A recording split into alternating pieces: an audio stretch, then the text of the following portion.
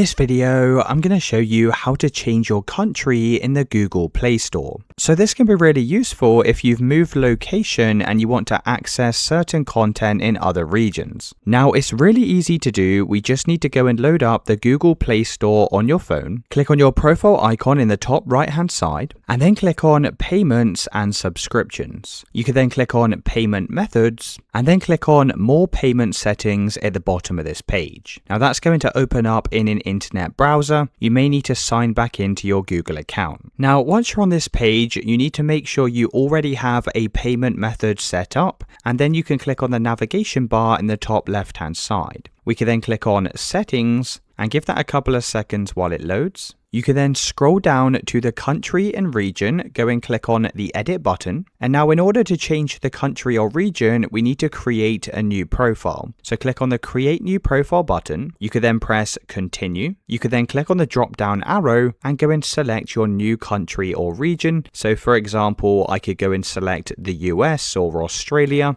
and then you can press continue. You'll then just need to enter your new registered address, and then you can go and press submit to create a new payment profile. Once you've done that, your country and region will now be changed in the Google Play Store.